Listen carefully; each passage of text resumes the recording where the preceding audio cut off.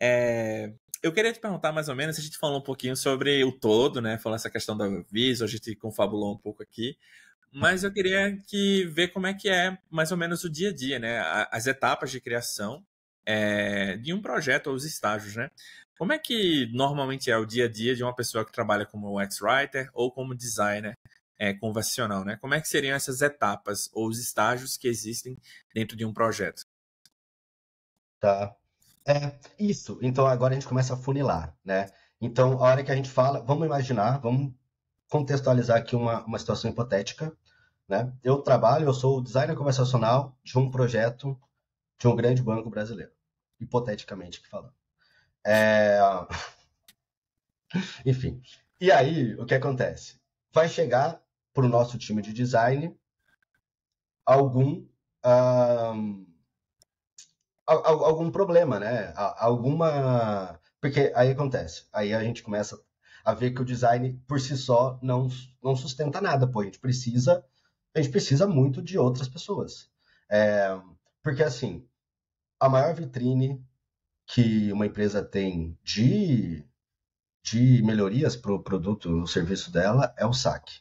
Né? Então, uma empresa que, por exemplo, tem CX e UX junto, pode ter uma certa vantagem se essa sinergia for real, na prática.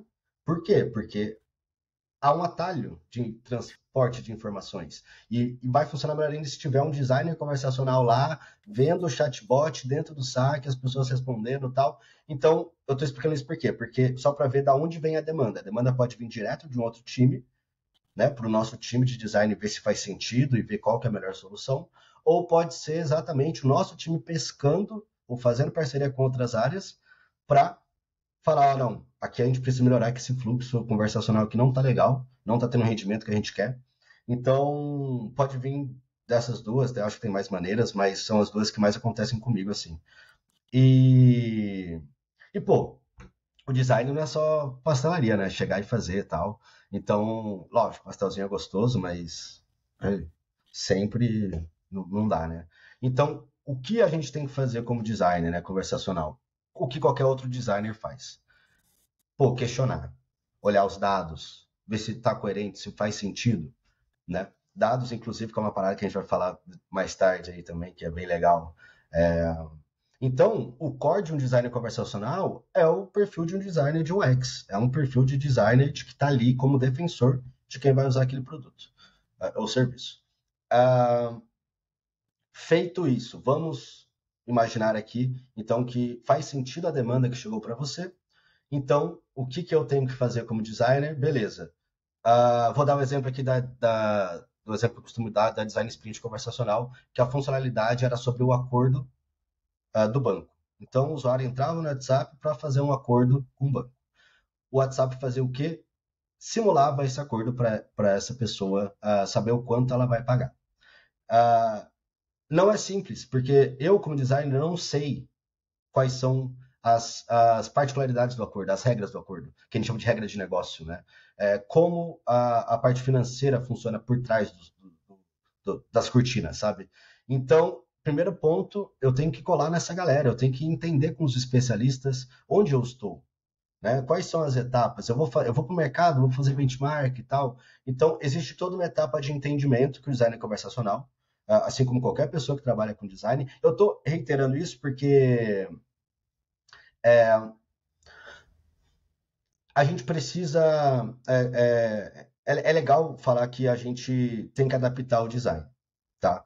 É, a gente tem que adaptar o design porque o que eu, como designer conversacional, faço de uma maneira, porque é um design conversacional, uma outra interface, uma outra pessoa vai fazer, um product designer, ou então um researcher vai fazer, de uma maneira diferente, mas a ideia é a mesma, enfim. Então, as ferramentas no design, elas vão aparecer em várias frentes de trabalho do grande guarda-chuva de design, só que às vezes com outro nome, às vezes com um negocinho diferente, às vezes com uma etapa a mais, uma a menos, né? Mas aí depende do quê? De contexto, da onde aquele profissional está. Então, assim como qualquer designer, a gente vai então aprofundar no que a gente está querendo resolver. Né? Vamos mergulhar no problema, escutar quem sabe o que está acontecendo, e aí sim a gente começa a desenhar. O ponto mais importante nisso tudo é o alinhamento da equipe. tá? A equipe tem que estar alinhada e isso daí é muito importante, esse alinhamento é muito importante até para o que a gente vai falar no futuro do storytelling de dados, que nada mais é do que a última etapa que a gente vai falar aqui agora, que é a entrega final, tá? Mas, então, ok, o que eu faço? Eu tenho todas as informações que eu preciso, eu vou construir a visão macro. Então, eu entendo, tecnicamente falando, os passos que a cliente vai ter que passar. Perfeito? Desenhei esse macro, valido com o time de negócios, de novo. Ó, galera, a gente vai desenhar isso, tá ok para vocês? Ótimo. Beleza. Aí sim eu vou para o texto, que é o que a gente está falando. Então eu já entendi as macroetapas e cada macroetapa vai ter cenário de erro, falha de API se necessário, enfim. E cada um desses cenários vai ter uma tratativa textual.